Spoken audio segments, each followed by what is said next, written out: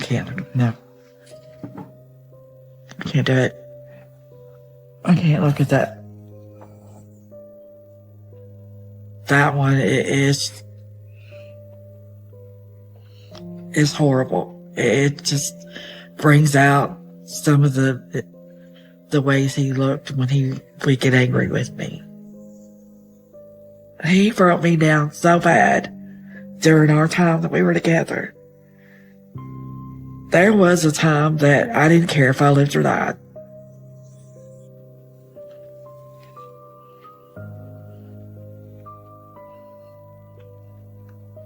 This is a picture of me getting ready for graduation, my senior pictures.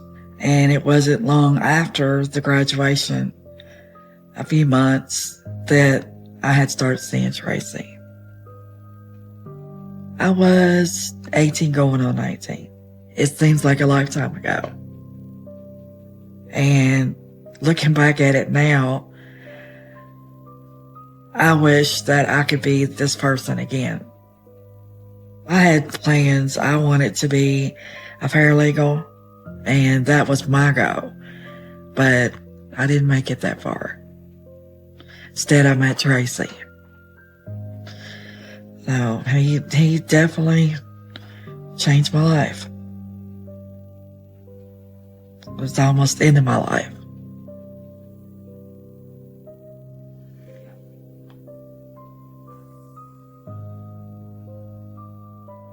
When I first met Tracy, it was all new. Everything was just giddy. And, you know, when you first get with somebody, it's like brand new thing. We could not have been more different. I mean, the bad guy persona and then the church-going girl, that's what we were. Normally I wouldn't have gone for someone like Tracy. But there was something that drew me to him. It's just like he didn't care what anybody else thought. Tracy's attitude should have turned me off. But for some reason in my mind, I guess I thought I could change this guy. You know, he'll change. But the more I did that, the worse he got. I mean, it was bad. He was a tornado ready to happen.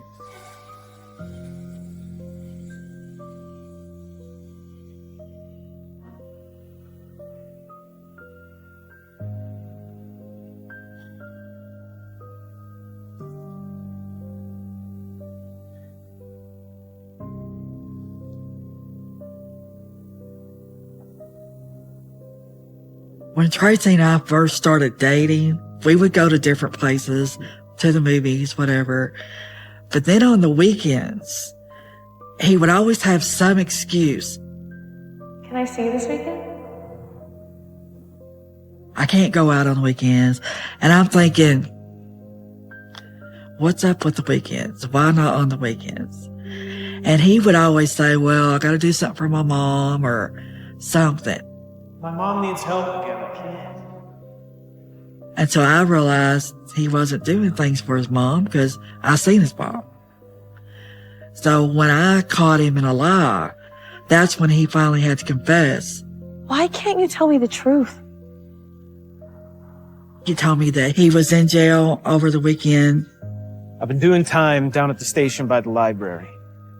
He had broken into newspaper stands, stolen money out of that, supposedly to pay his rent.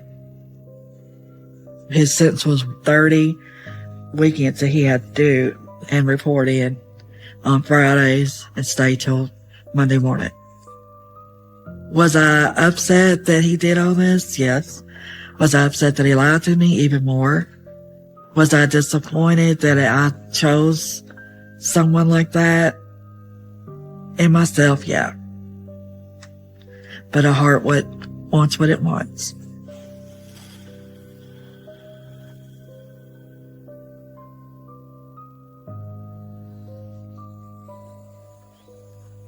When I first introduced Tracy to my parents, that was an experience. Because I told Mom and Dad, I said, if you just meet him, you might like him. Thinking Tracy would behave. But instead, he didn't care. Every time my dad would bring up something, Tracy would argue with him, try to have the last word. And Tracy would swear up and down my dad was wrong about it. Just to say he was right, my dad was wrong. It was painful to watch, but then it angered me because I'm thinking, Tracy, shut up. This is not the way it's supposed to go. Respect my dad. No, you're wrong. And after a while, my dad forbid me to see Tracy. I want him out of here. Now! And I was like, no, I'm 18 years old. You're not going to forbid me to see him. I'm out of there, and that's what I did. I left. Changed my life forever. Today, when I think back, it hurts that I chose Tracy over my parents. Because now my dad's gone, and if I could have taken that back, I would have done it a different way. It was the fact that I guess they couldn't see that he could change, and they were right. He did change.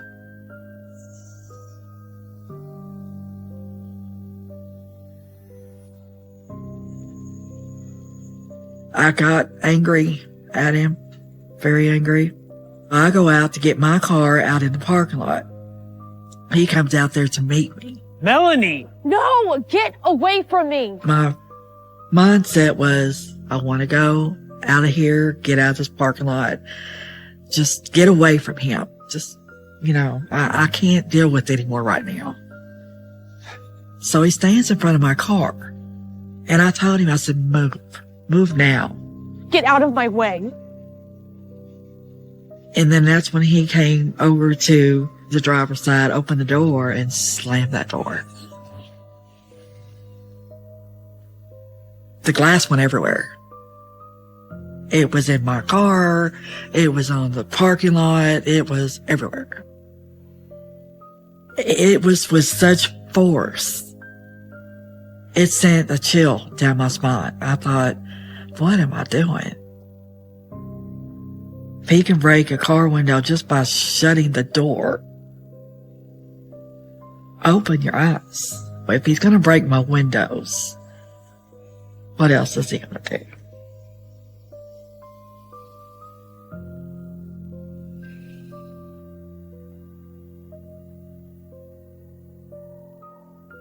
Well, this picture's hard to look at. When I look at this picture of Tracy, I don't see what the person years ago I fell in love with. I see evil. I just see evil. It's really hard to look at. Because all I could think of was why. Why did I choose him? I married Tracy thinking I could have the relationship my parents have. And I thought that I could have that with Tracy, believe it or not, with the rocky road we already had. But that's the reason I married him, thinking we could have that too. I still felt like I could change it. But the more I tried, the more it just got worse and worse and worse.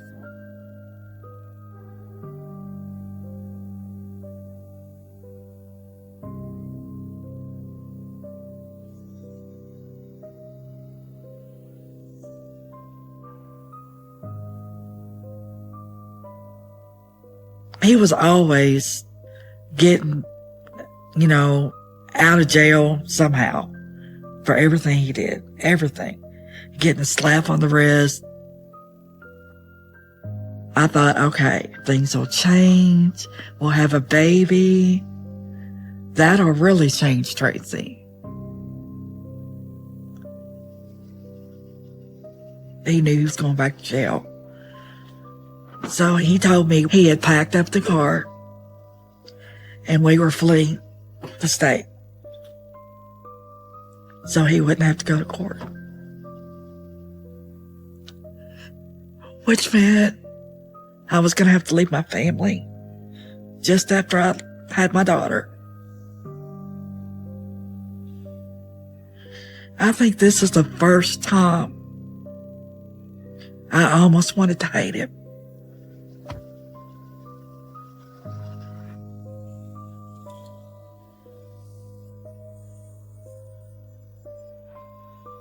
Well, my mom is frantic.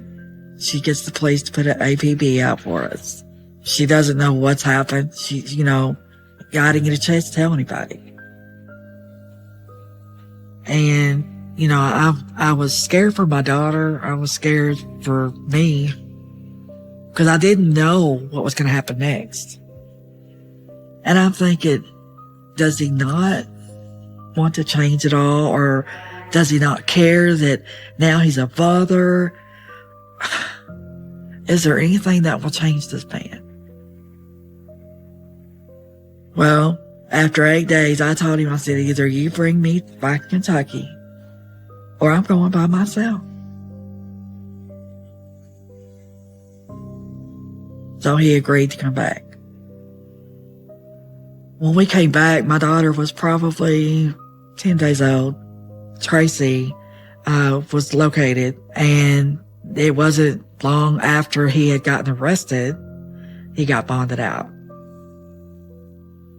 He promised and swore he would change. And I wanted to make the relationship work so bad, I couldn't see the danger ahead.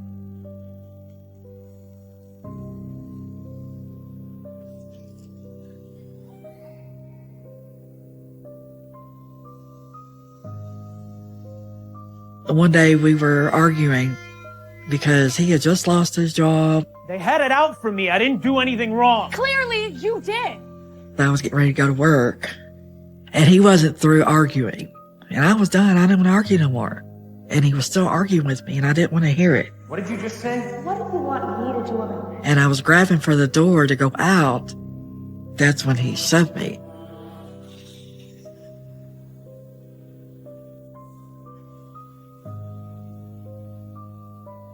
My arm turned and it broke. It hurt really bad. I heard my bone snap. And I thought, what has he just done? What has he just done? And I was like, get away from me. I think you broke my arm. I heard something snap. He probably thought if I went to the hospital that he would get in trouble. And I'm like, Tracy, I'm hurt. Let me go to the hospital. Well, if you go to the hospital, tell him you fell. Just stick to the story. So by the time I got to the hospital, at my triage, I ended up telling them that I fell downstairs. I protected Tracy. Now he's hit me. Now it's getting abusive. And in this stage of our relationship, I started getting scared. I was too scared to leave. I felt a prisoner again. A prisoner to the relationship. I feel like Tracy thought if he could put the fear of being scared of him into me, that I would stay with him. And he succeeded.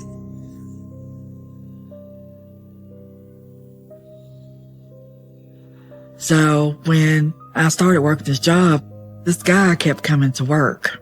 I knew his name because he was a brother of an employee. And he started crushing on me. He would show up, time to close, and just linger around. Melanie. And he gave me the creeps, really. Things started getting pretty dicey. I started feeling on edge with this guy that always showing up at work. Things started to escalate from there. What I mean by that is he would ask me out. I tell him no. He'd ask me out. I tell him no. So this was just a daily thing all the time. And I'm thinking, I do not need this. I'm trying to raise my daughter. I'm trying to get through what's left of my marriage. I'm trying to, just have a normal day at work without this guy hanging around all the time. After trying to carry this burden by myself, I decided that I was going to discuss the stalking with Tracy. Let's go. Car's running. Wait. He just shrugged his shoulders. Like no big deal. It didn't seem to bother Tracy about the stalking at all. It did bother me a lot because I wanted him to have some kind of feeling towards me of protection. He had no emotion. It was like, oh well. Deal with it. Was I disappointed? Yes. Was I hurt? Yes. Was I surprised? No. I always felt like I was being followed everywhere. Basically, I would go home, the next day, it would start all over again. So finally, I had to have him thrown out of the store because he would not leave.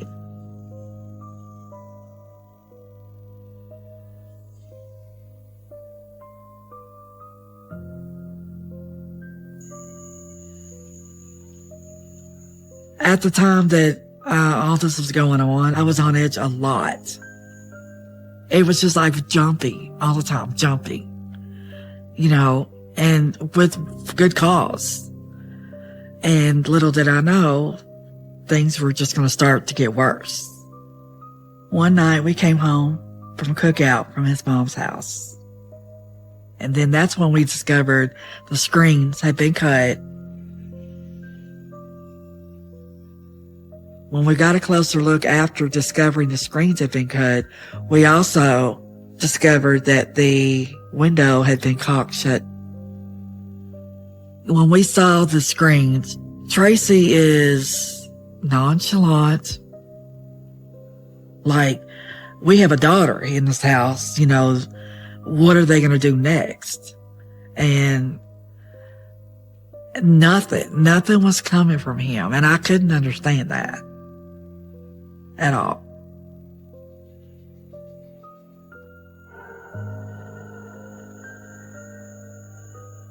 He never offered to scrape the caulking off, get a new screen for the window, nothing. We thought that somebody had done it from the outside because that's the way it appeared. And, for somebody to come and do that to your property is scary. I'm thinking the stalker had to have done this just to get back at me for having the cops called on him. So we go in the house and I'm just feeling kind of jittery by this time. And then I happened to look up and there was no lights on the smoke detector. And I'm like, okay, the screens are cut, windows been caulked shut. Now the smoke detector's not working. So I look at it, only to discover the smoke detector wires have been cut. After someone had cut my smoke detector wires, my mind went directly to the stalker. He had been in my house. It shook me to my core knowing somebody was in my home doing things like cutting smoke detector wires.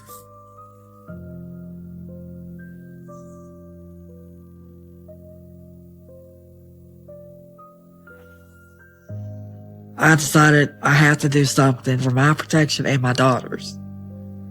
When I had decided to take the stalker to court, I had gotten up the day of court. I went out to my car and there was a note on my car. I was afraid to read it, to be honest with you. Well, when I finally got the gumption up to read it, it said, "Don't go to court tomorrow or you will burn."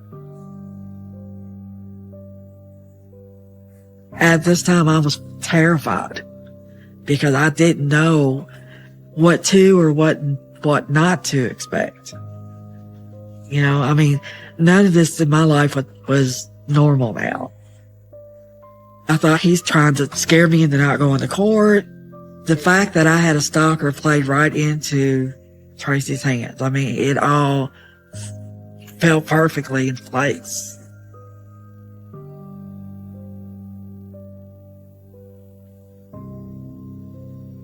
In the midst of all this, I just had to talk to my mom. It was like I felt like something was going to happen, but I didn't know what. I could just feel it. I called her 3 times that day.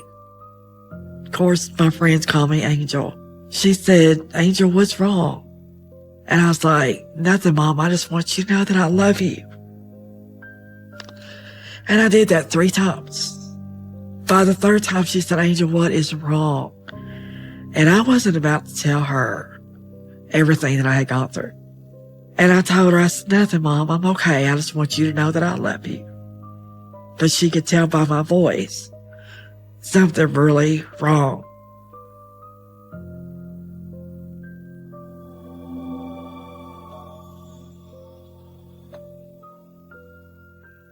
I was feeling anxious that night, so Tracy gave me some what he called relaxation pills to help me sleep. We normally did go to bed together. That night, he did not, which I thought was strange. But when I went to bed, I went straight to sleep. That's how potent these things were. The next thing I remember was a big sound, whoosh. I opened my eyes and there was fire all over the room, everywhere. I knew that the door was the only exit to get out of that room. And all I could think about was getting to the door. I didn't care that there was flames everywhere. My number one thought that night was, I got to get out of here and save my daughter. I jumped out of the bed into the flames. By this time, the flames were up to my waist, but I didn't care. When I got to the door, I went to open it up. I went to open the door and it was like a rubber band. It would open so far and slam shut. And I couldn't understand why it did that. I tried many, many times. Tracy! I could hear it searing the skin on my hands. And I would keep trying because I knew that I had to get out that way. Tracy! Tracy! When I called out his name, begging help, begging Tracy to help me, the only thing that I ever remember him saying clearly was, "Get out the same way you got in there." Well, when I realized Tracy wasn't going to help me, I went over to the phone. Tracy's on the phone, calling 911, covering his tracks. He sounded like a staged phone call, if that makes sense. He was saying, "Hurry up, my wife's on fire." And I'm screaming, "Help me, help me." And the dispatcher, "Ma'am, can you get out?" All I could say was, I can't. And I couldn't make him understand.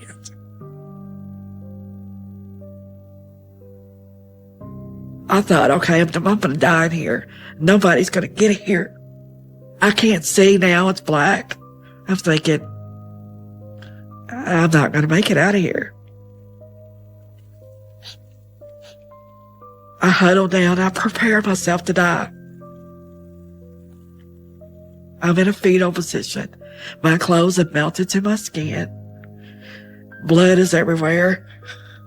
And I'm praying, God, get me out of here. Get me out of here or let me die. Because it hurt so bad. It hurt so bad after a while it became numb.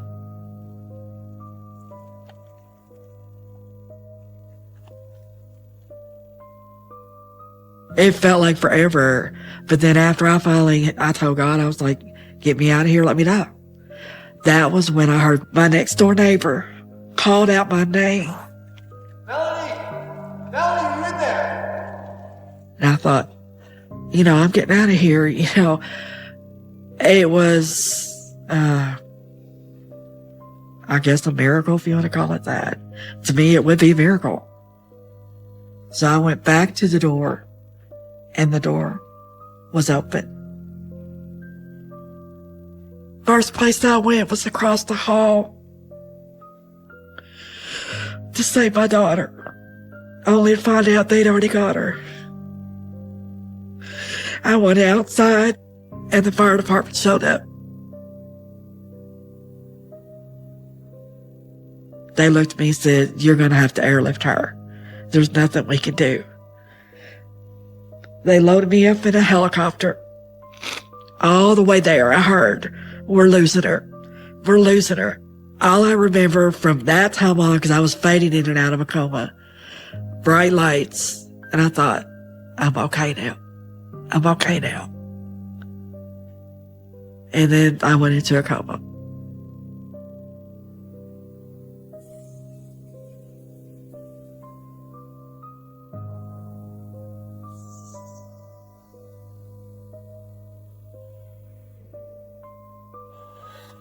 You sure you're ready for this? Not really, but I'm going to do it.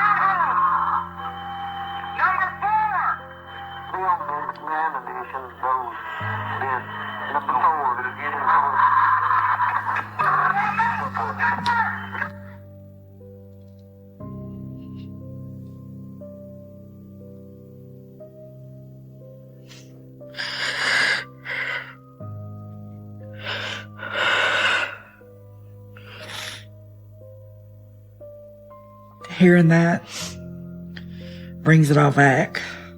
It puts me back in that room. It's almost like I feel the flames again. I feel everything about that room. I feel the flames on my waist again. I feel panic, like I'm clawing, trying to get out of it. I can't breathe.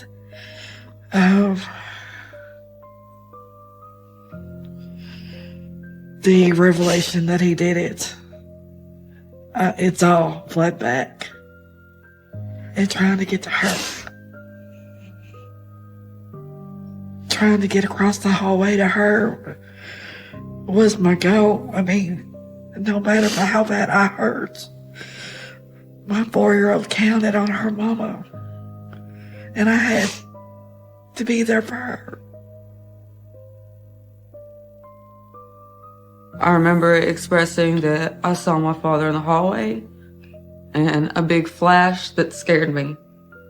And I believe that if I didn't start screaming that he wouldn't have grabbed me. And I remember us running across the parking lot and hearing my mother from the apartment. And that's when I started asking where she was. And I remember he didn't grab my hand or try to console me. He just looked down at me and he said, "She's gone now. It's just us."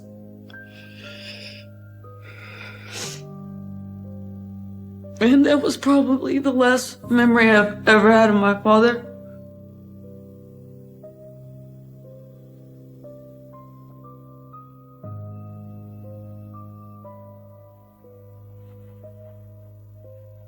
When I was in the coma, I was paralyzed from the neck down. This was the weird part. It was like I had a big book above my head. It was telling the story of what led up to the fire and things that he did that I should have seen. The stalker had nothing to do with this. Tracy did this. The caulking of the window and the cutting of the screens from the inside. Tracy. The smoke detector wires. Tracy. And then there was the note that Tracy wrote in his handwriting to make it look like the stalker. The man that I had put so much trust in was the one that tried to kill me all along. Later on, I found out how much he would have got had I died. And it was for $375,000 life insurance policy. And I thought, is that what I'm worth? You know, is that what I'm worth to him? It's like a horror movie that you see on TV. Like, that really can't happen to me. But it did. And all I wanted to do was cry because I thought, why did I not see that? Why?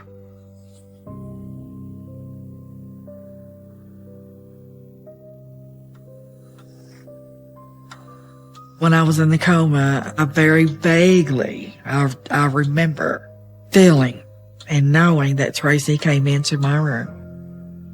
And I'm going to try to close my eyes so I can put myself back there. When I was in the coma, it's like your hearing senses are more alive. The way that I knew that Tracy was in the room, he came in whistling and I knew his whistle. So I knew when he came in whistling off tune who it was. So that was when I just froze. I was just waiting to see what he was going to do. He had already done what he did, set me on fire. What was next? I mean, then I became fearful for my life that I had left. I'm getting chills now thinking about how I felt when I was in the coma, knowing that he came in there, because I knew I couldn't do anything if he tried to smother me. So I froze. I mean, I panicked, I froze, and I just listened. So then I hear him saying, "This is what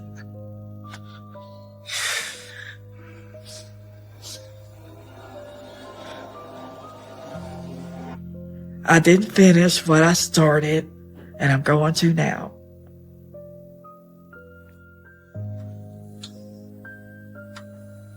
And I thought, my God, I knew he's going to kill me. He's going to finish me off. So then I'm hearing him unhooking things. And about this time, I'm having a hard time breathing because I'm on life support. And he's still trying to whistle through the whole thing too. And I'm thinking, somebody get in here now because I can't breathe. When I was probably breathing my hardest, I heard the nurses come in frantically wanting to know what was going on. What are you doing? They were mad. I don't know what happened outside the room, but he never came back into my room. Later on, I found out that they knew that he was unhooking my machines. So they posted a cop outside my door.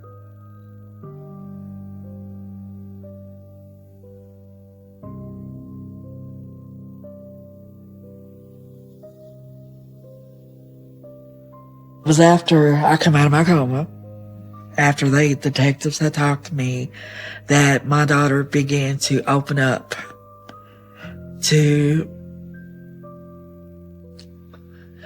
a lot that she had seen that night.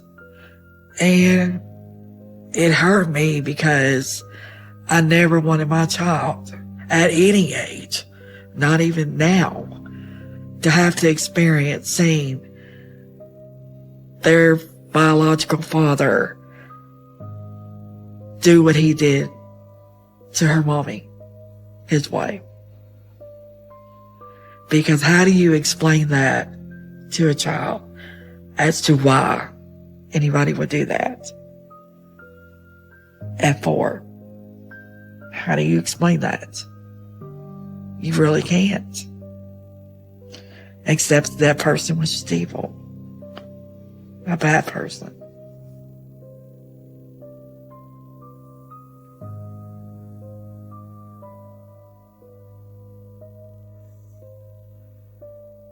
He had put a fire trail around my bed with sheets tied together, poured gas all the way around my water vent, and strapped the bedroom door shut with bungee straps to the bathroom door. They felt like that it was attempted murder. And when they said those words, it shook me. It shook me to the core. There are times still today, I'm still terrified. I'll hear a fire truck. I'll see somebody light a bonfire. I'll hear smoke detector chirp. It's little things like that that brings back the night of the fire and it blowing up in my face when I was asleep and the big explosion that I heard.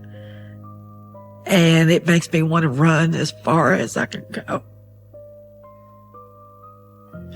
But I can't run because it's not here anymore.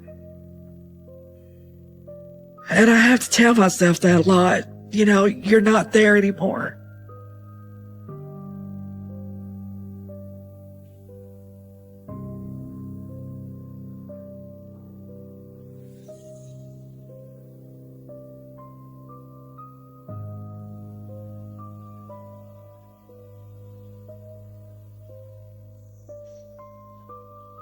But I'm not a victim. I'm a survivor.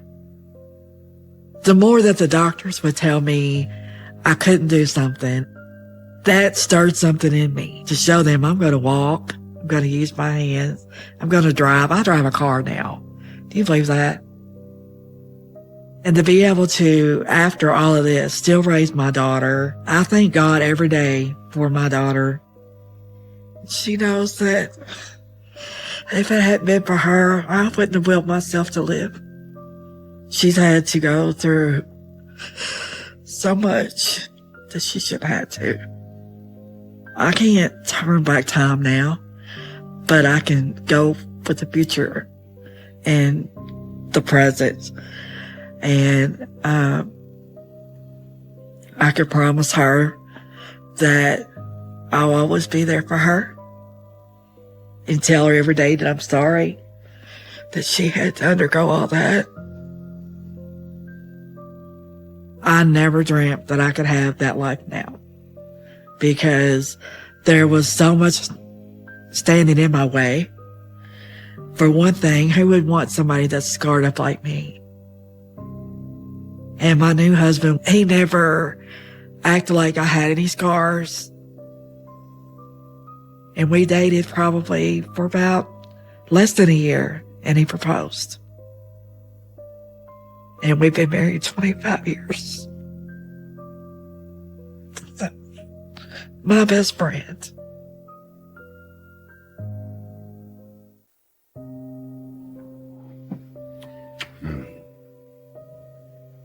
This was probably around the time that Blaine first came into our lives.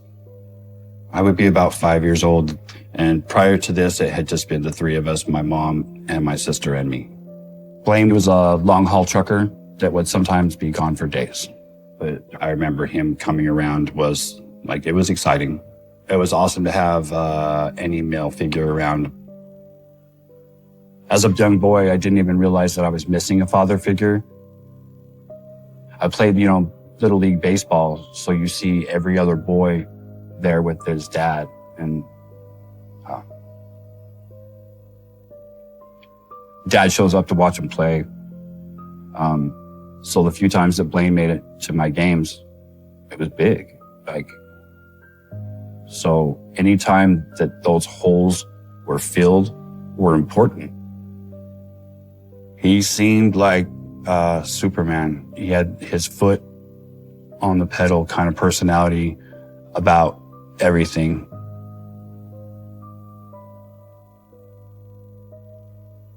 When my mom first started dating Blaine, he was pretty decent, but that kind of changed after they got married. Sometimes you can see the monster that's in front of you and you can tell, you just know.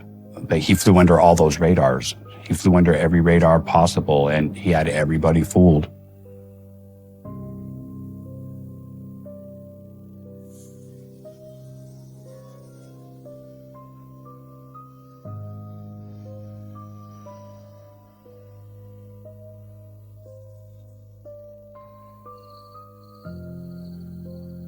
We lived in an apartment complex with other families and young kids my age.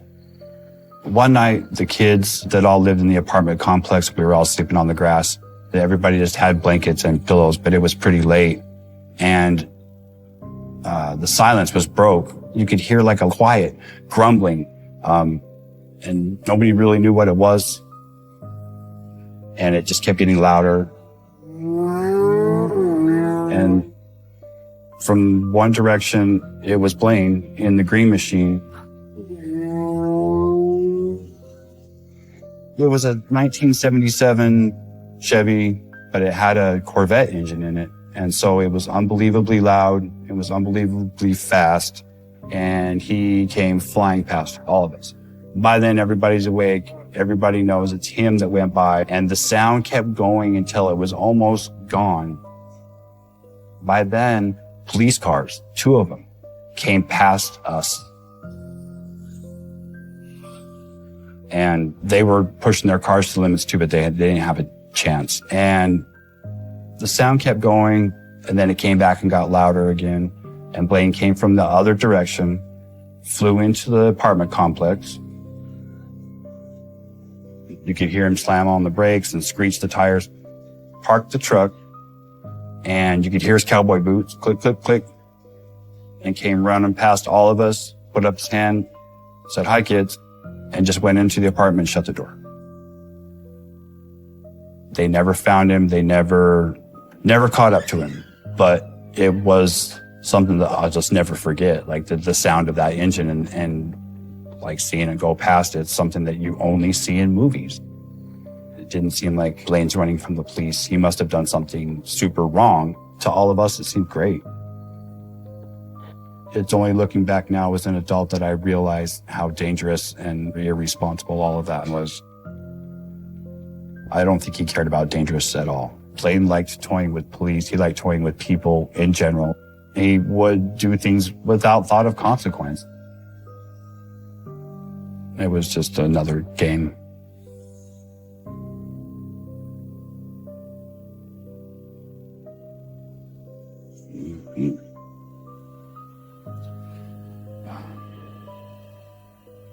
Yeah, this is a picture of me and my sister. During this time, like if I needed something, I'd go to my sister. If I had a problem, I'd go to my sister, but it's hard that we don't have a relationship. Her and I have just, we've just never addressed the real reasons. I don't have anybody else. And that's something that we just had to deal with. I had to deal with a lot of years of silence. One morning, my sister and I were watching Saturday morning cartoons. I'm pretty sure we were fighting over the station.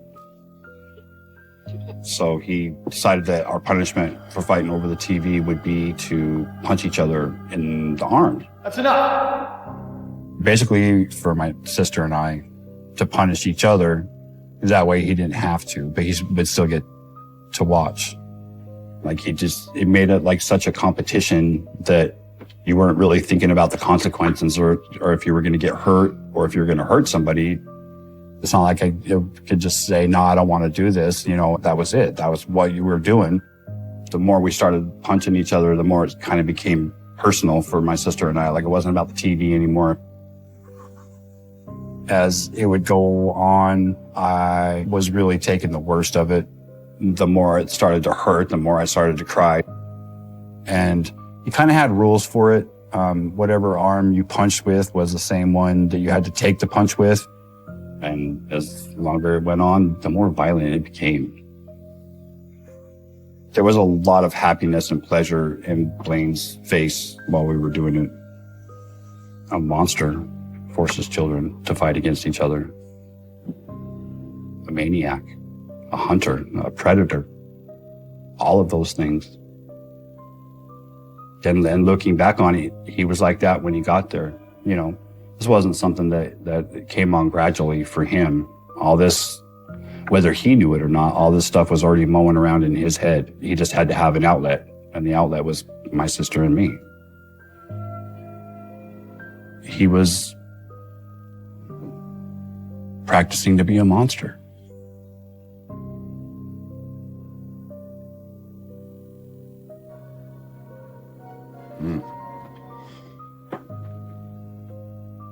This would be our race team. This is chariot racing. That would be Blaine in the chariot. And that would be me right in front of the chariot. You can barely see me. It was something that my grandfather started in our family. So every Saturday was race day. This is what country people do with their farm horses on Saturdays. It was fun. It was amazing. And nobody fights on that day. I wish every day was race day.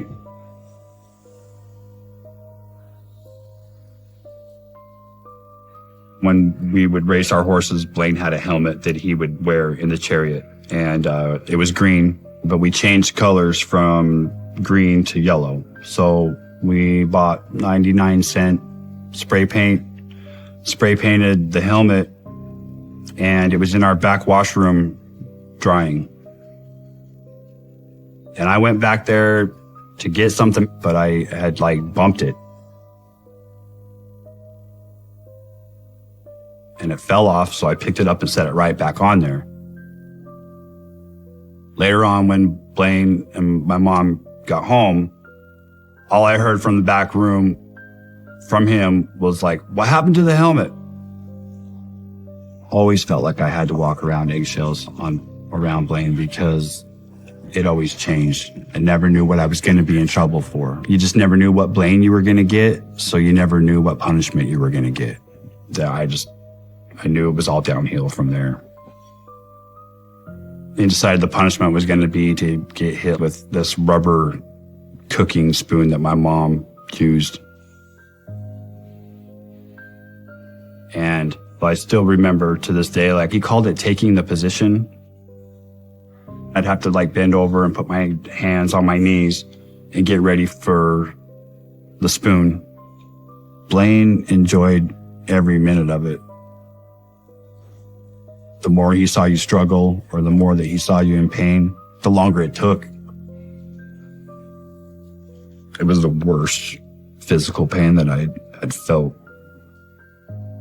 up to that point in life. I can still hear the sound of it. I can hear it hit me. I can hear how the sound that it would make as it was coming to hit me. And he just kept hitting me. It was miserable. And just knowing that the next one's coming.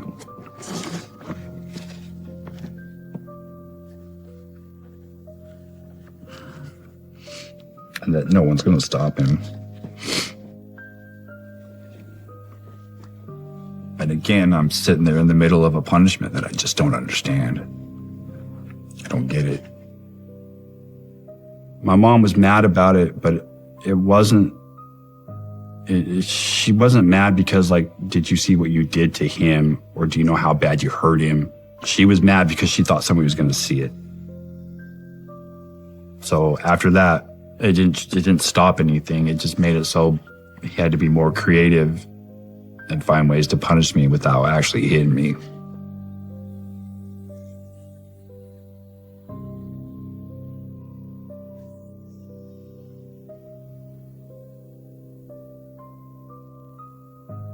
As I got a little bit older, my mom and Blaine decided that I needed to do chores and started giving me a few responsibilities, which is fine. But one of my first responsibilities was to sweep out the garage. And I remember sweeping it, and I remember doing a pretty good job. And I didn't know it, but the whole time I was doing it, he was watching me. And I swept everything up except for the last little bit that's usually there that nobody can get with a broom and a dustpan by themselves. And I remember taking the broom and just kind of pushing it off to the side.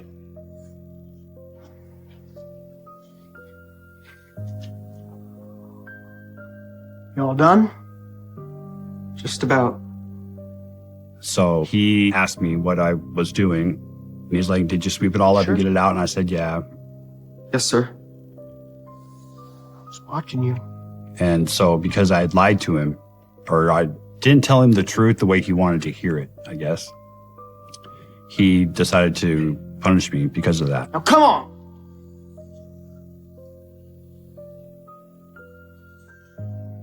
So we had this like small crawl space under our house.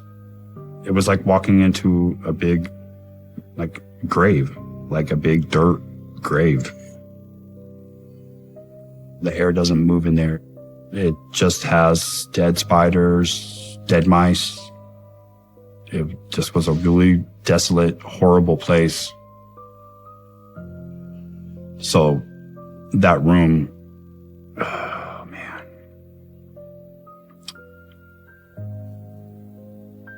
He didn't even go down in that room. Like nobody in the family would go down in there. I often didn't understand what it was I was being punished for, and I still didn't understand why. I didn't get it. Like, you just can't do that to somebody. I cannot go into crawl spaces to this day because I know I'm not there.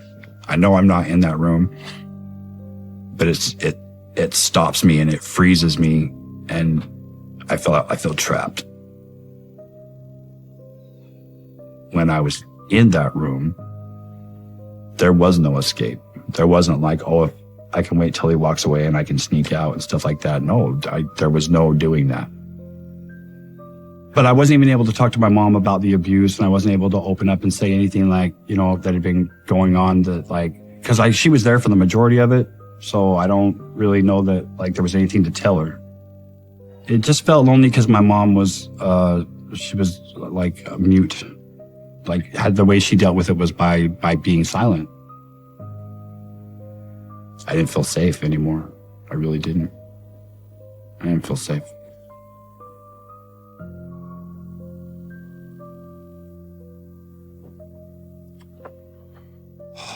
So this is a picture of me in the background, and right here in the bottom, this would be our bird.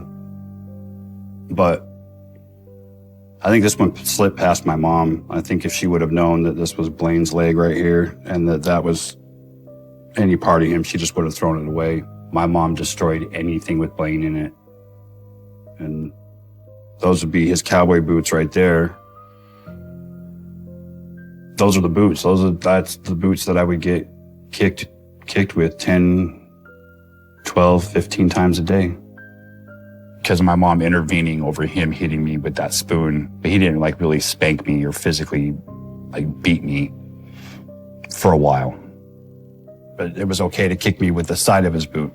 And if I flinched, he'd do it again. And if I tried to move, he would do it twice more. But it was humiliating to have to stand there and wait to take it. Because it would happen in front of my mom or my sister, and so it was just humiliating in front of everybody.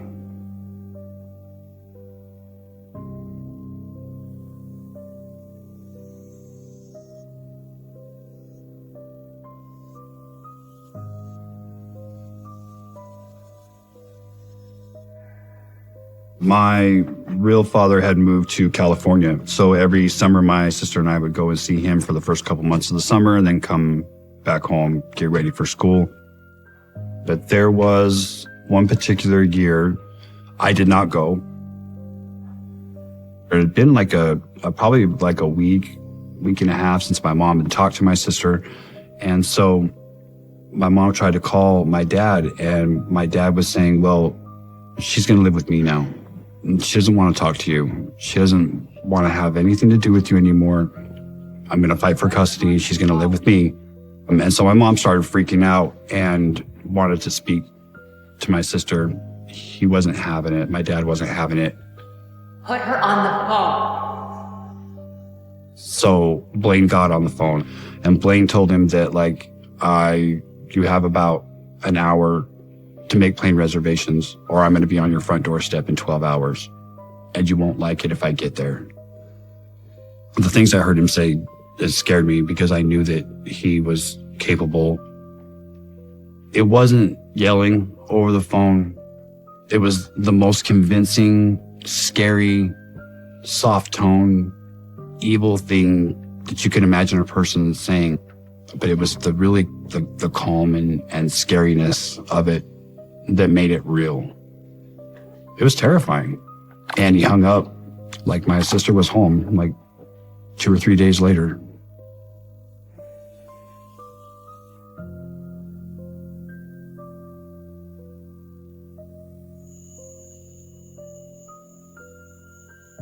It was like I guess it could be considered a family night. We were just sitting and watching TV. We were watching PBS during fundraising time. It kind of started off like we were joking about how nervous the girl looked, and how she kept fumbling over her lines, and like, oh my gosh, this is live TV. She's terrible. And so Blaine decided to make it more fun for him. Call now. Call the number on your screen. You'll see. He said, you guys watch this. And he called the pledge number. And within a few minutes, he had convinced the people at PBS that he was going to donate a large amount of money, and that he just wanted to thank the girl that was on TV. Thank you so much. And he went from thanking her to telling her that, like, I'm going to hunt you down and gut you like a fish. I could see the fear on that lady's eyes on live television. I was more terrified when I heard him talking to that lady that way, because it was just so attainable for Blaine. Like, it sounds real. But he scared this woman, and the absolute terror that was in her face was really funny for him to make that switch and to flip over into, like, demon mode, I guess. It was very easy for him. She's leaving.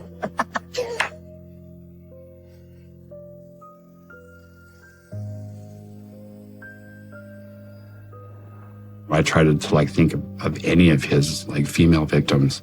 Like I just can't even imagine like the whole that had to have been left in their existence from him just being in their world for a few minutes. And man, I feel so bad for everybody that he hurt. I can't apologize enough, but I know it doesn't really mean a whole lot. I'm not his advocate, not his lawyer. I don't know how it feels, but I've been hit by that train.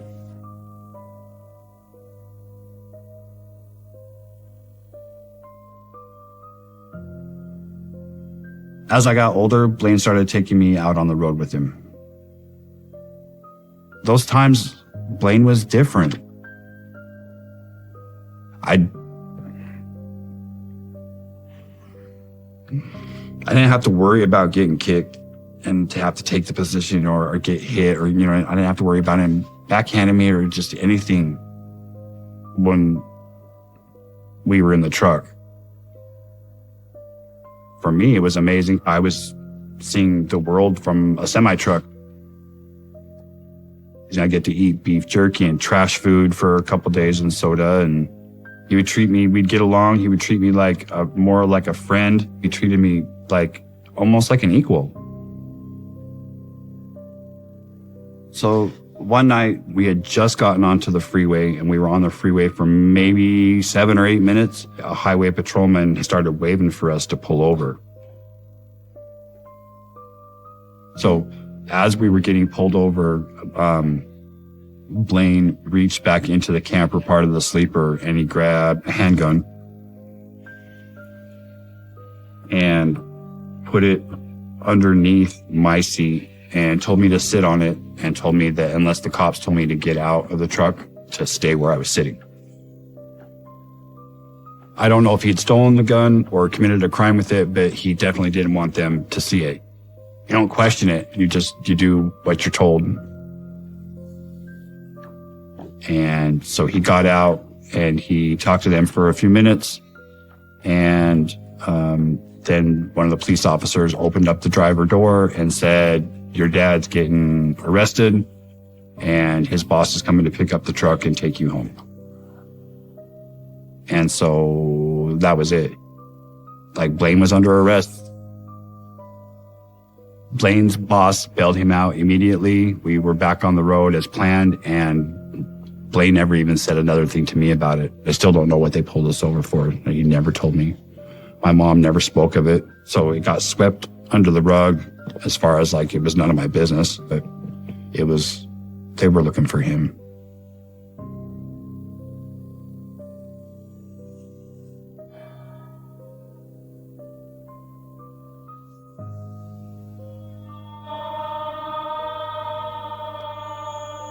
He would spend extended times away from the truck. During the times when I was sleeping, I would kind of wake up and realize the truck wasn't moving, but it was running. But Blaine wouldn't be in the truck. And I knew better than to get out and go wandering around and looking for him. We weren't just pulling over and taking a break. But in residential areas, we were kind of pulled over and stopped for weird, just odd amounts of times, when we should be driving and going and getting another load and coming and dropping it off. We're in a neighborhood for no reason. So it was not just the amount of time, but the odd times, the witching hours, that people are out doing bad stuff. Those were the times that he was saying that he was working. But there was gaps.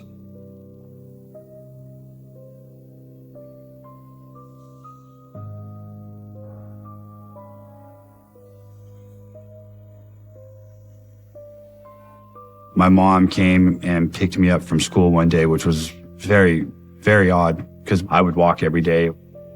And when I got into the car, she was crying and sobbing, kind of crying, and had been all day. Her eyes were puffy and stuff. I could tell she was a mess. And so she's like, "I came and picked you up because I need to talk to you." And so she just blurted it all out. She says, "I'm just telling you that Blaine's not coming home."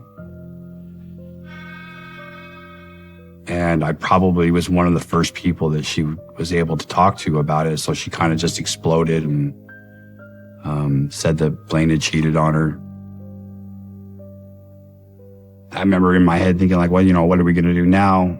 And so my mom, reassured me that that I'm here and it's just me, you, and your sister again. And it'd been a long time since I'd heard her say that. And so there we were, we were at that.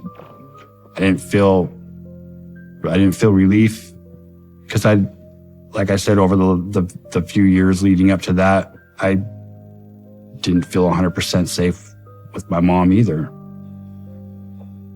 I didn't want him to come back, but it was my dad. So he was my father figure. That was what I was dealt with. It was different for my mom and for my sister.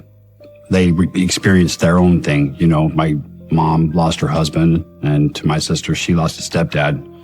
But I lost my father figure and my stepdad. So it was a punch. It was a big punch.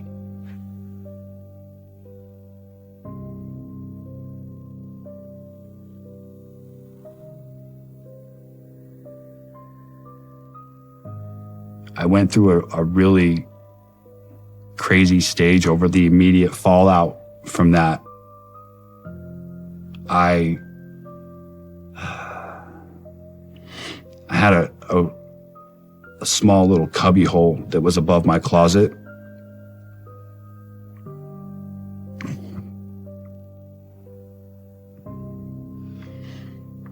I didn't feel safe.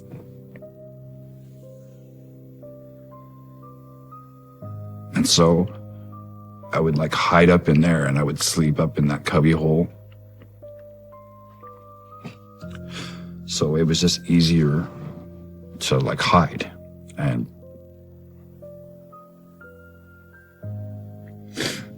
all that time he punished me and would isolate me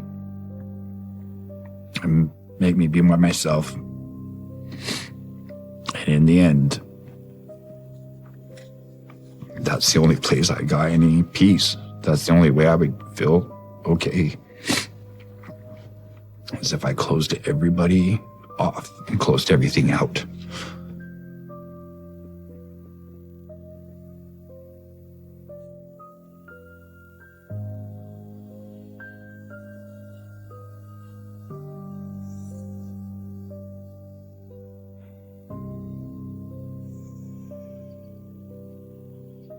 I really believed that Blaine was gone for good. It had been about 2 years since he left, and one morning I woke up and surprise, he's back. He was there with his bathrobe on. He said, like, and this is something that I haven't told you, he never called me my name. He never called me my name. He had a nickname for me, and I just don't want to say it. I don't want to repeat it. He said, "Hi, Ryan," but instead of Ryan, he called me that nickname that he always called me. So it was almost like going all the way back. There he was. It was like the gut punch, like a little bit of disgust, a little bit of like the bewilderment. Why are you here? Or my mom just told me Blaine hired a private investigator a long time ago and he knew where we were at the whole time. He seemed like a kid with a big old lollipop in his hand. He was happy. You could tell that like he was back with my mom, like that little smirky smirk. He was there to stay. It didn't seem like he was leaving that day or anytime soon.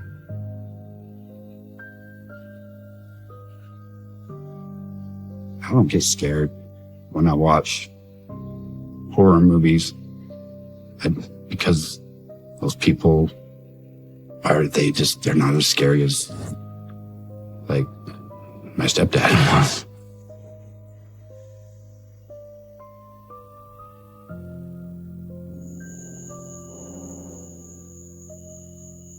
When Blaine came back into our lives, I was a little bit leery of his intentions.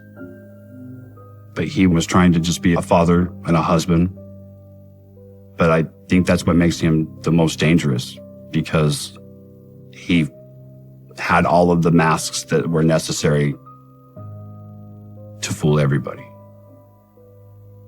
Blaine said that he was working 2 different part-time jobs, and so he would go away for long stretches of time. And then one morning, he left and he just didn't come back. A couple days went by, and then there was just a small clipping that my mom had cut out of the paper. And she's like, "Here, I need to show you this." And she just showed it to me. She didn't say a word. It just said, "Local man has been arrested for rape." When I read it, I was almost like, okay, like, that's horrible. Like, local man arrested for rape. I'm like, what does this mean? She's like, "It's Blaine."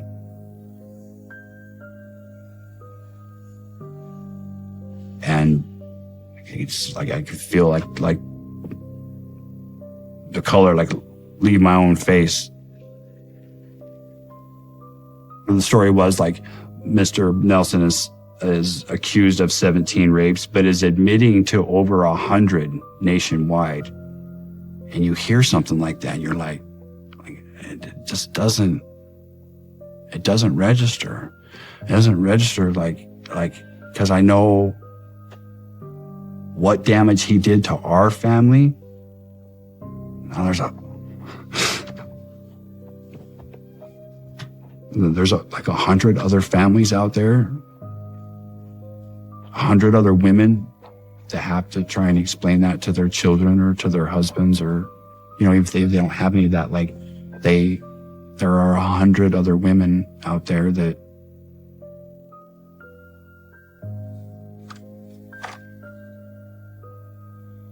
So I'm looking at a police report from Ogden Police. In 1983, he went into an apartment with the intention of stealing money or purses. A girl was asleep with no clothes on. He took advantage of her in the moment and raped her.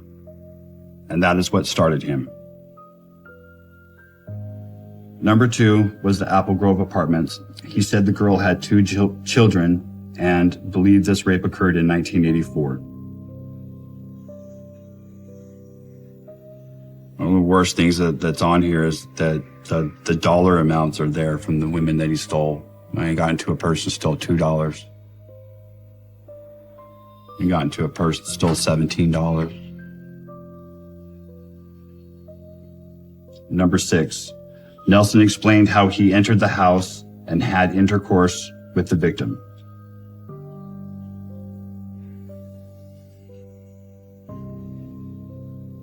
Number 7. Nelson said that the keys were left in the door and had intercourse with the victim.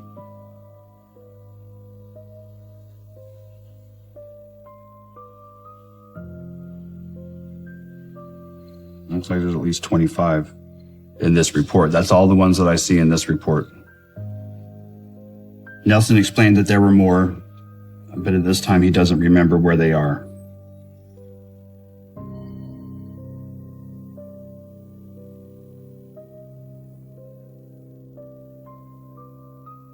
Nelson said that he would pick the houses by the looks of their yards, the cars around it, and he would simply go from house to house and checking doors. He said that you would be surprised the amount of doors that people would leave open. It also became a game to see if the police could catch him. Why did you laugh there? Because I was a witness to Blaine playing games with the cops by driving 100 miles an hour past me and running from the cops. And you can see no matter what it was, whether he's out like playing a board game or whether he's like violating a woman's life, it's still a game. It was still a game to him. And that's just not fair to any of these women. Like, I hate seeing it like this, because you know that behind every one of these black marks is somebody's name.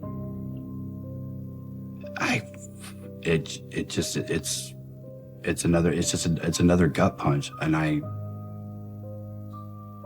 feel horrible. I can't even put into words how I feel.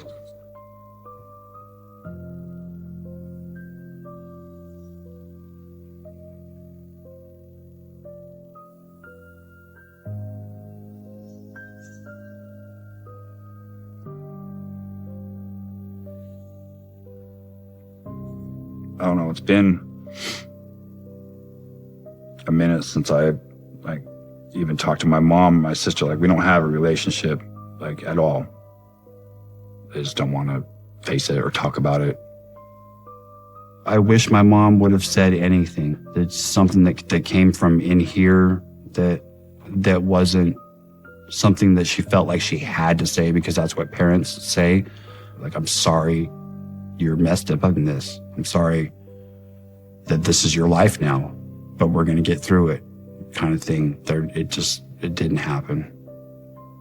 I just want to say to my mom and my sister that if they do end up seeing this, that I know you both have a story too. And I would like to hear it before it's too late.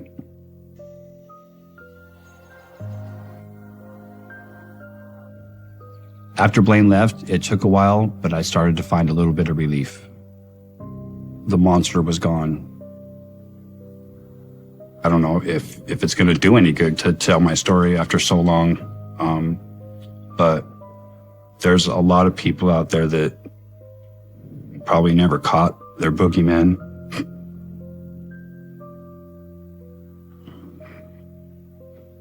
And so, I don't know, it may do nothing to come and talk to you guys in the end, but hopefully it will. Like, for some of his, I don't know, for me, for some of his other victims, for my mom and for my sister that still don't want to acknowledge any of this.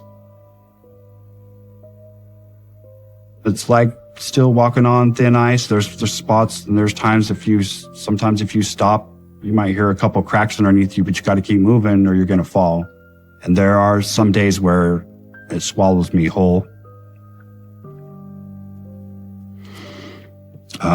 But those are the days that I will try to find some solace with my children or with my grandbaby. I have such a beautiful wife and family that they don't deserve for me to wallow in it. They deserve for me to be present. You know, maybe there's a kid out there that's locked in a crawl space or something that the next time they get out, they'll call somebody or they'll say something and it won't happen anymore.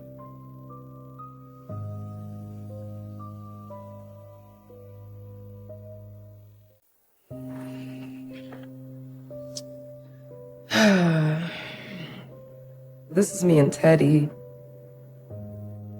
And that was my real first relationship, first person that I fell in love with. But this is not a happy memory. I actually remember this day, and I was kind of leaning away from him because this was not too long after one of the times that he actually put his hands on me. So I just look so uncomfortable. I'm just not happy at all.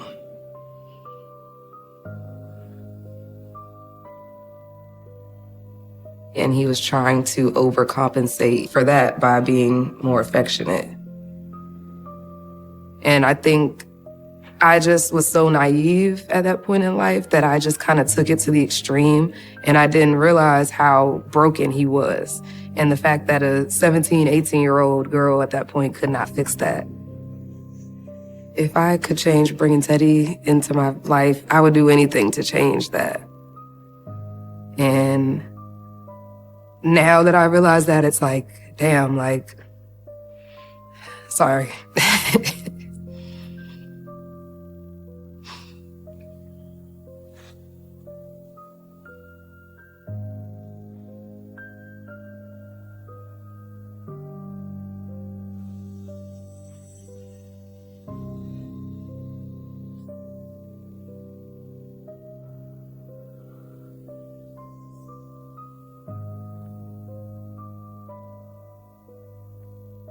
Oh, this is my high school graduation photo.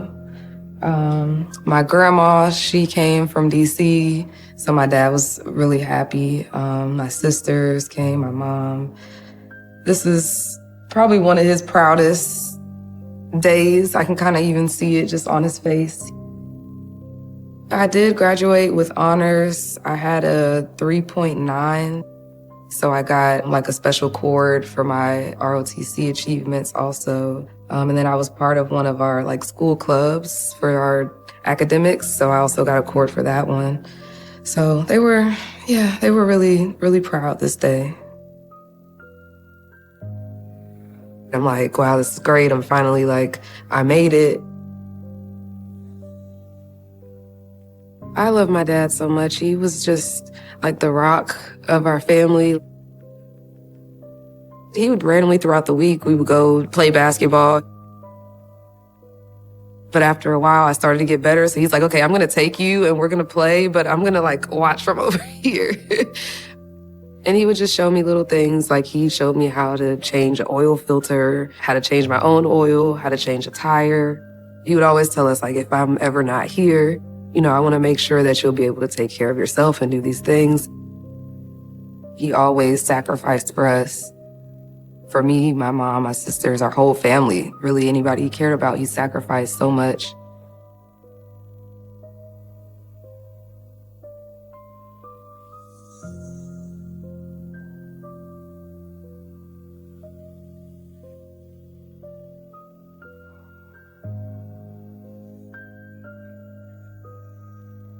It was very disappointing for me to have to leave the Air Force Academy. I was very hurt. I was heartbroken. I called my parents from Colorado crying. They gave me the opportunity to leave, go home, and come back and, just restart next year with the next class. But then that summer is when me and Teddy started dating.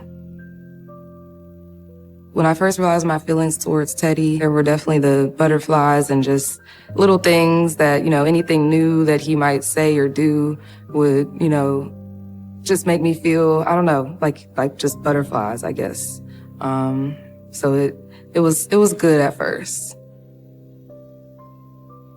It's almost like Teddy was like an outcast in his family. They just didn't treat him like my family treats each other.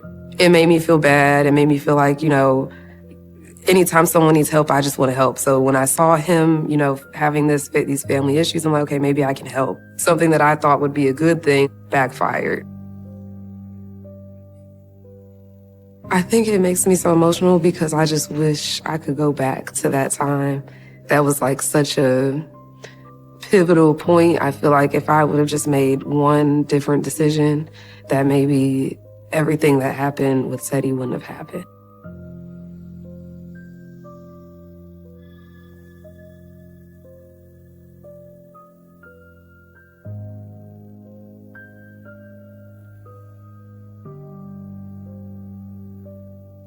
One day I remember my dad had told me that he saw Teddy at a fast food restaurant.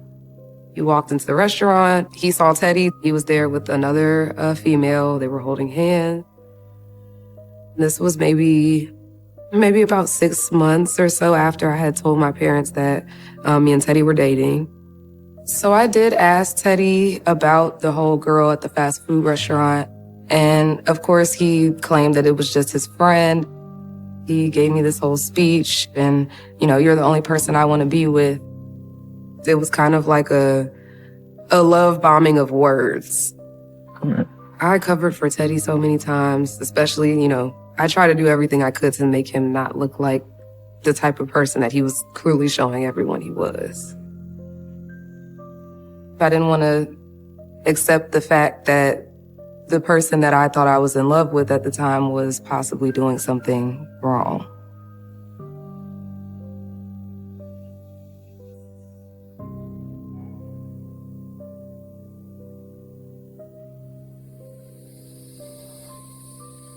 Teddy had gotten in a few fights before we met, so I just heard, about how he could be a little confrontational. And I think I definitely should have paid that more attention, but I didn't see it as necessarily a red flag at that time.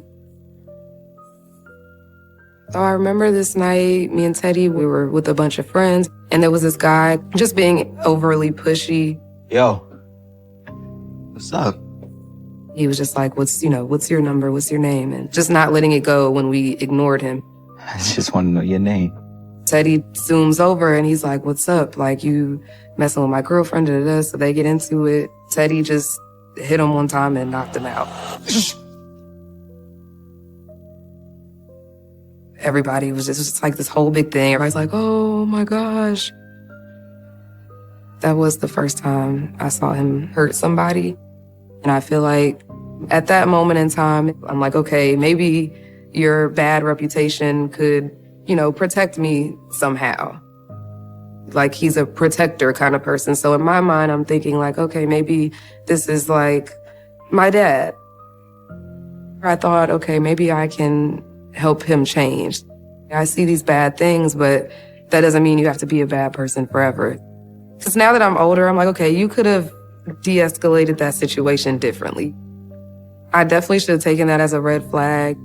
I think back then I thought of it as, this like grand thing that you've done for me. Like, oh, you protected me. Like, oh wow, like how, but now it was kind of almost a form of control, I feel like. Kind of using that situation to make me feel safe, even though I wasn't really safe with him.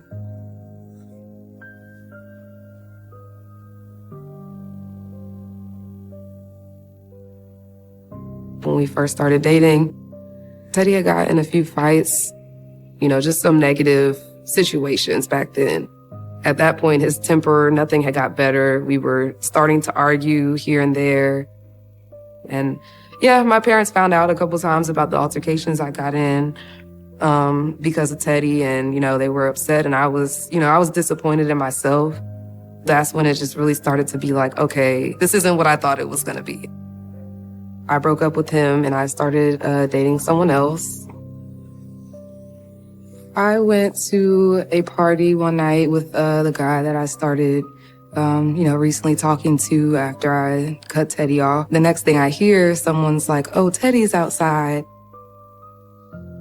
In my mind, like, maybe it's a coincidence. But then they're like, he's not just like outside chilling, like he's outside with a bat. Me and a couple of my homegirls, walked over to Teddy and were like, what are you doing? Like, what's all this about? What are you doing here? I came here to get you. We're leaving. Teddy basically told me I'm leaving with him. He was coming there to show either me or the new guy I was trying to talk to that, like, oh, you can't have her type of thing. And I'm like, oh my gosh, he's coming here and he's gonna beat up the guy that I just started talking to for no reason. Practice school, wide open. He's a dead man. Either I get in the car or it's gonna be some sort of altercation. This is what's gonna satisfy him. Let me just do it. Okay. Come on. It was scary at the time. He begged and pleaded, please talk to me, we can make it work. It was almost like an apology, but almost like you have no choice but to forgive me and take me back. I ended up leaving with him that night. We talked and I decided to take him back. I believed the things he told me about how he would change and what he would change. I saw the things that were wrong, but I didn't think that it would become an aggression towards me. He was so, already into controlling me that there was nothing else I could do to leave him alone. That probably wouldn't have resulted in something bad happening. So yeah, it's a lot of weight to carry and I need to release it somehow, but it's easier said than done.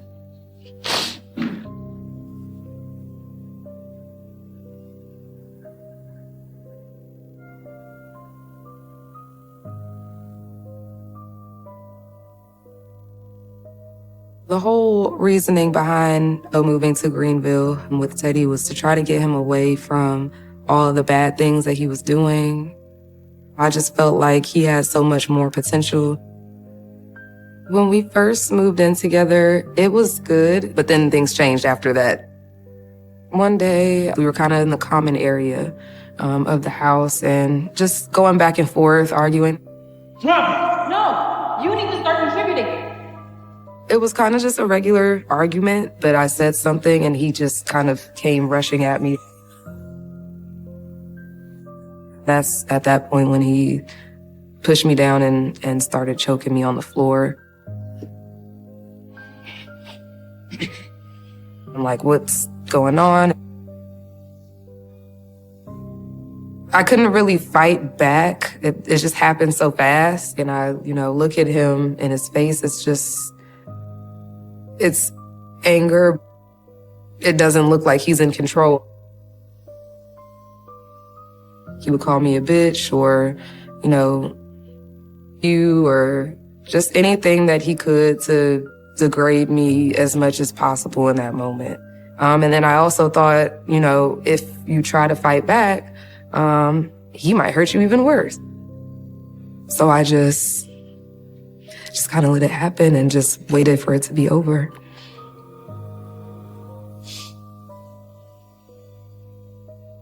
Probably held me down for at least 15 seconds, long enough to where I literally had no air left in my lungs. I thought, okay, I'm about to pass out. And that's when he released me, and I sat there for a while.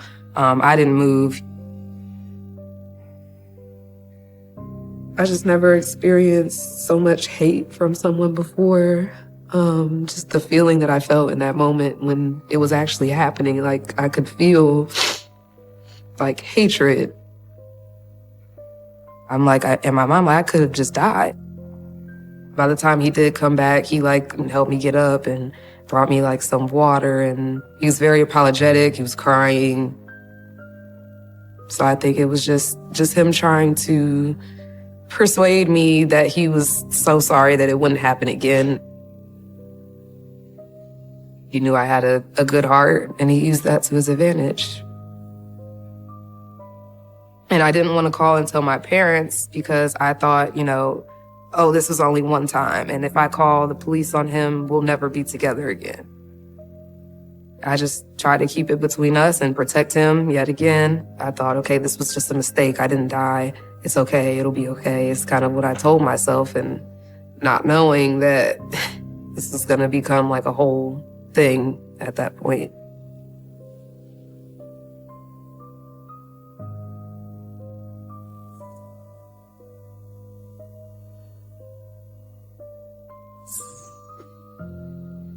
They told us that they would be searching the house. At that time, Teddy was dealing with different things with people's bank accounts, and he had the credit cards that weren't in his name. They ended up first arresting Teddy. I was arrested for possession of stolen goods since the credit cards that Teddy had were actually in my room. At that moment, that's when it kind of really hit me what is going on? I'm like, this is not how my life was supposed to turn out. I'm like, I did everything, growing up just to make sure that this moment didn't happen. It kind of was like a reality check. And it made me really look at Teddy okay, is it you? Are you the reason why these bad things are happening to me? I've never had this happen before. The only thing I was worried about was how disappointed my parents were going to be.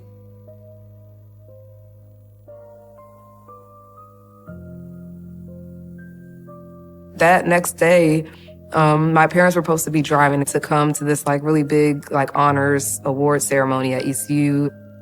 You guys are supposed to be picking me up to go to this ceremony, and instead, you're picking me up from the county jail. It really put things, I think, into perspective for me at that point. I was definitely ashamed. I was embarrassed. My dad blamed Teddy for the arrest because I never had a history of getting into trouble or really just doing anything wrong. He felt like had I not been with Teddy, my life would have been taking a different turn at that point. I saw something in him that I wanted him to see in himself. And instead of me changing him into that person that I thought he could become, it's he slowly started changing me into the person that he wanted me to be and the person really that he was.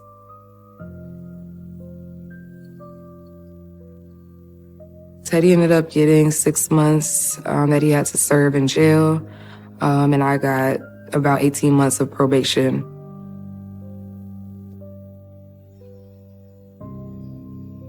Honestly, once he went to jail, I moved back with my parents. So my dad, he definitely was just supportive, no matter what. At the same time that he's consoling me, giving me a hug, oh, it's okay. He's also telling me okay, it's okay, but you need to figure out what you're gonna do. So it was I'm okay, now I need to figure out the next step. Kind of saw how life could be without Teddy, and it was actually a lot better. So I just saw a lot of positive changes, and as soon as he got back out, everything just went back downhill again.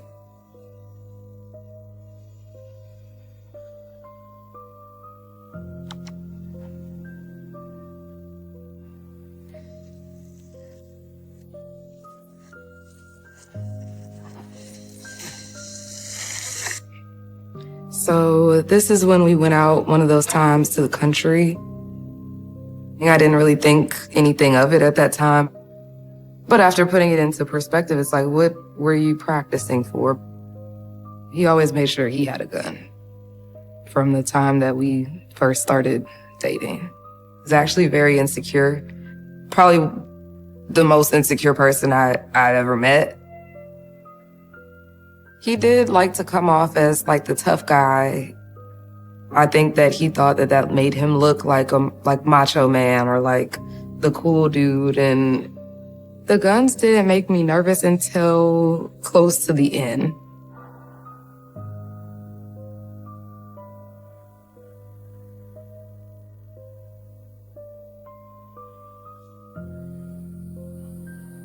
Right after that time, after Teddy got out of jail, we were starting to argue here and there. All the negative things were really starting to kind of show themselves more. We got into an argument, probably, again, something minor. He tried to push my head into the trash can. It was just bleeding as soon as he did it. And instead of him, are you okay? Or get me a towel or anything, he went to the room and started packing his stuff and panicking. And meanwhile, I'm just, sitting on the floor bleeding. He was more concerned with himself getting in trouble than the fact that he just gashed my head open.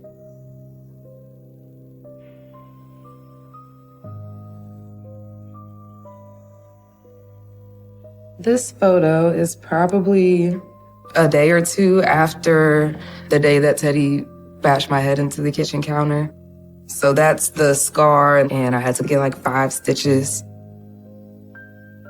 It wasn't a direct, don't tell anybody. It was more so him putting it into the scenario of, well, if you tell somebody, I'm gonna go to jail, I'm gonna get in trouble. He knows how much I care, so instead of him saying, oh, don't tell on me because this or that, he's making me feel like I would be the one holding him back if I told on him. It's like he was playing this mind game because he knew I wanted the best for him. He was a master manipulator. So when my mom asked what happened to my forehead, I actually told her that I slipped on a rug in the kitchen and I fell and I hit my head. And that was kind of the story. She didn't believe it because she knows that I was an athlete my whole life and I never really had clumsy spells where I just tripped or fell. It just solidified exactly what I already said in my head, that this will never work. I have to find a way out.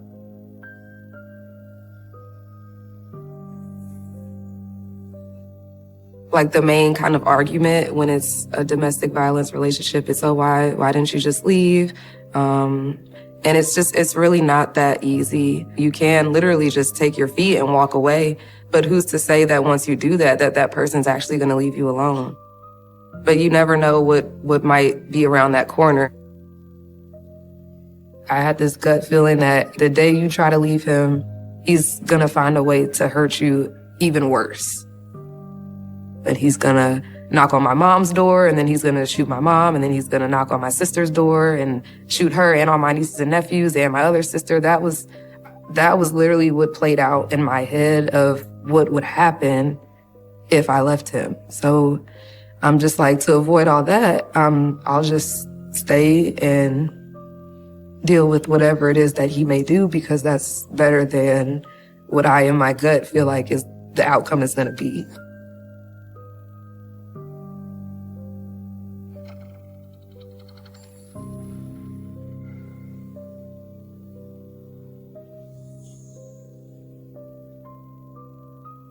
After that incident, my parents really noticed what all had been going on. So at that point, that's when, my dad was like, no, he can't do this.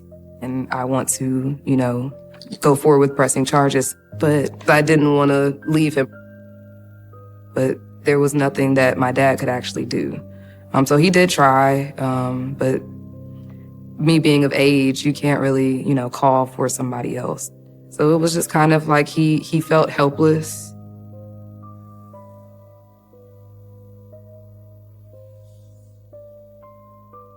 So one day we were at the townhouse. Somebody knocked on our door. The police officer came to me and Teddy's townhouse. Teddy was like, why is the police here? He was very paranoid, and I kind of went into like a panic because Teddy, mind you, is right there with both of his guns. Like he always does when he doesn't know who somebody is that comes to the house. He has both of his guns in his hand. And I walked out the door, and the cop, he has no idea. Hi, ma'am. And I'm just panicking, kind of trying to figure out how to get rid of the cop without telling him that Teddy is standing behind the door with a gun. Well, you know, your dad wanted me to come and check on you. So I was like, I'm like, yes, I'm fine, everything's fine. And then he kind of, I think he could kind of feel that I was trying to be short and rush the conversation. In that moment, when I was talking to the cop, I was convinced that Teddy would shoot him right then and there and not care at all, just to save himself. I just kept assuring him everything's okay. Okay. You know, eventually he ended up leaving. I just knew it couldn't last but so much longer. After 5 years of lying to people about what you've been doing and all these things, and it seems like everything is trying to come to light, I felt like, I'm like, okay, my parents know. I'm like, okay, the police came by. So I'm like, okay, maybe this is the time where I need to finally figure out how to leave him alone. But it was just no more rope left at that point.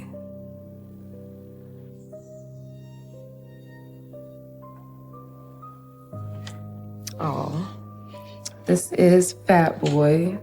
This is our puppy that we got. And yeah, I love Fat Boy. He was cool. He was a really good dog. He didn't really do much. But I was like, okay, that's just you. I'm like, that's your personality. I'm like, you like it? I love it.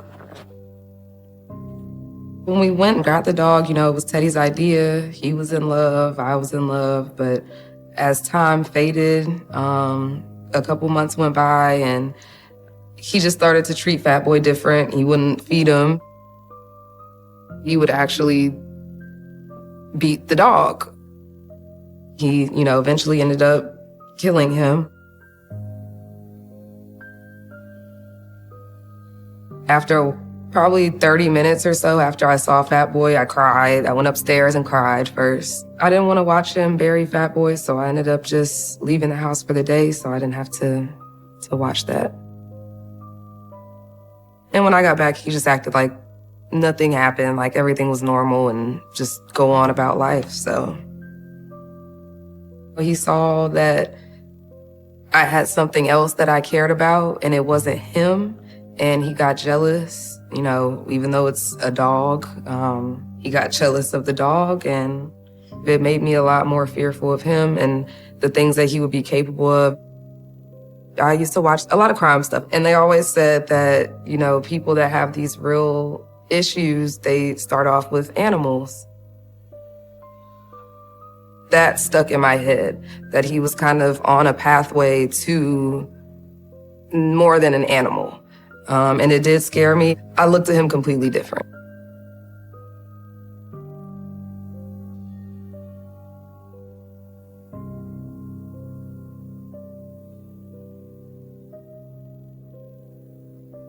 I think that the thing that I asked for the most was to just be able to safely get away from him, and my family also. And I could never see a way, no matter how many different scenarios I would put together in my head, no matter how many different ways I would think of how to possibly leave him, it always ended with him hurting somebody that I cared about. I was more okay with something happening to me than something happening to my family. I didn't want the person that I brought into their life to hurt them. So right around the beginning of 2020, after everything happened with Fat Boy, me and Teddy broke up.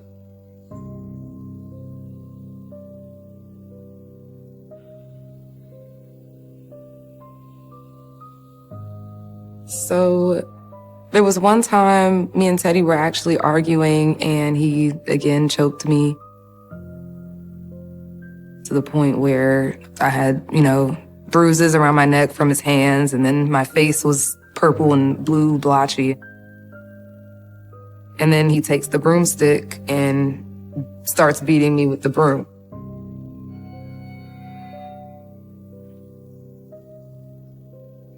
After that, I got up and I started packing my stuff. You get your ass up here! And he screamed at me to come upstairs. And something just went off in my head like, don't go upstairs. I don't know why, I'm just like, no. I'm not coming upstairs. Dreamer! I'm like, okay, yeah, he's about to get his gun and he's about to come down here and kill me. Is what I was thinking, and the only way I thought I was gonna make it out of the house is just by turning around, going out the front door and making a run for it. Where are you? It was just this overwhelming feeling. Just don't talk to him, don't say anything, just run. And that's what I did. Dreamer! When I finally make it out of the house, I've made it far enough out of his eyesight to where I can now call somebody to come and pick me up and I can get away from him. Dreamer! Dream! A little bit of time goes by, I call my dad. I tell him, what happened. And he said immediately, he's like, I'm on the way, where are you at? I started to hear Teddy's car. But I would just kind of try to duck or move to the side or see if I could see him and position myself to where he can't see me.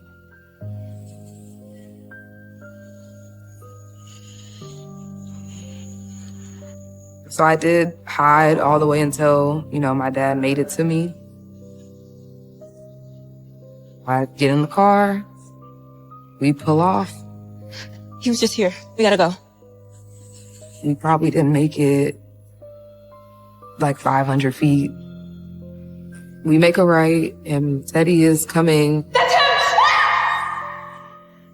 Teddy literally swerves into our lane head on. So we hit each other head on. And I'm looking at him in this moment when our cars are just literally touching like this. And I look at him and I say, what the are you doing? Stop. He didn't stop. And in that moment, I saw him pop his trunk and I told my dad he has a gun.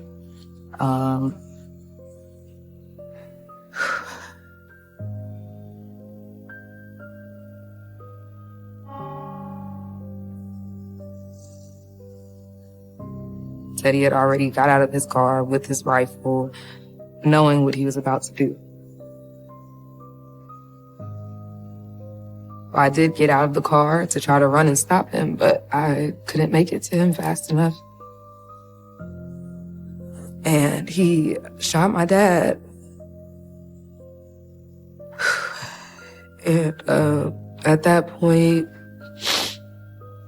when I did run around the car towards Teddy, he actually stopped shooting at my dad for a second and pointed at me. And I looked at him and he didn't shoot me. He just went back to shooting at my dad. By the time I got to him, I grabbed it, and it's like he just kind of snapped out of it. I didn't really think about it. It was, my first instinct was just save my dad. Dad, stay with me. At that point, I'm thinking that, there's still some chance that he would be alive. I love you. Dad! I did actually hear my dad take his last breath. I told him I loved him, and that's when I heard like the last sound, like he was trying to say it back, but he couldn't. And that was it. I was just screaming at the top of my lungs. I was just in shock. I didn't really understand what had just happened. And Teddy, he asked me if I would take $100,000 to tell the police that he was protecting himself against my dad. The audacity you must have to say something like that to somebody after what you just did leads me to believe even more just how evil he is, because how could you do that to somebody and then turn around and make it seem like money could fix that? I could only think about one thing at that point, and that was the fact that my dad was sitting there lifeless because of him. I've been trying to make it make sense, and no matter what I come up with for why he did it, it doesn't make sense. And if you wanted to hurt me, why didn't you shoot me too?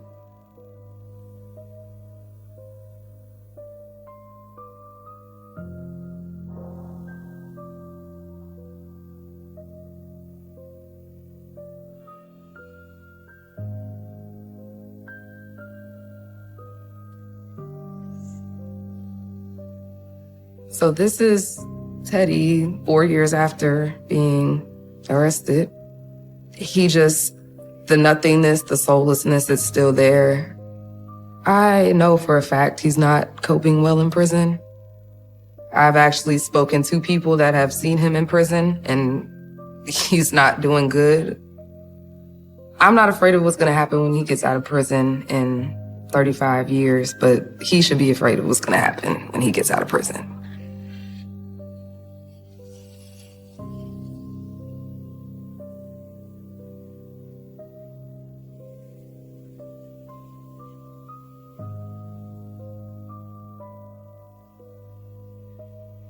This is me and my dad when I was probably in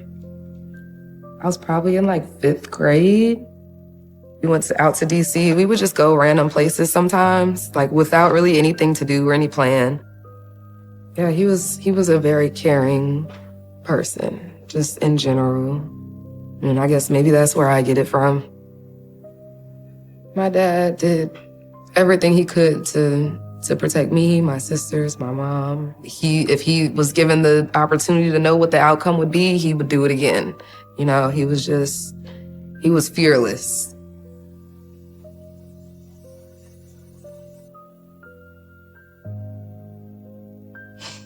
So this is my dad. We got him cremated. This was his wishes. You know, he always said that he didn't want to be buried in the ground. So, sorry.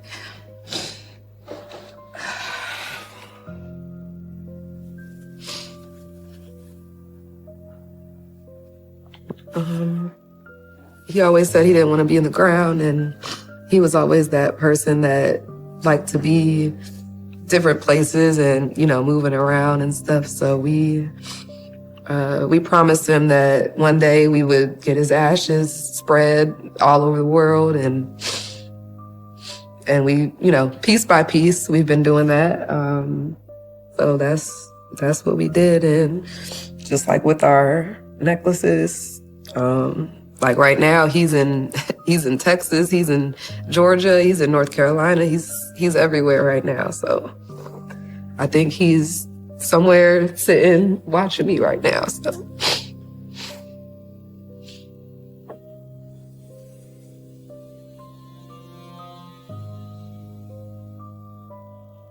so this is another little urn. So we put some of his ashes in here. So if we just want to, you know, take him with us, if we go somewhere that can't take, you know, all of him, we can always take our little urn. So we always have him with us. Yeah, definitely my guardian angel now. I just feel that he's always with me. Like, it just gives me motivation to do things I probably wouldn't have done, and I know that that's him. I do still talk to my dad all the time. Whenever I have like a good accomplishment, I'll like, Dad, guess what? Like, this just happened. Or if I'm really, probably especially when I'm sad, you know, I'll definitely always make sure I say something to him, even when I'm just feeling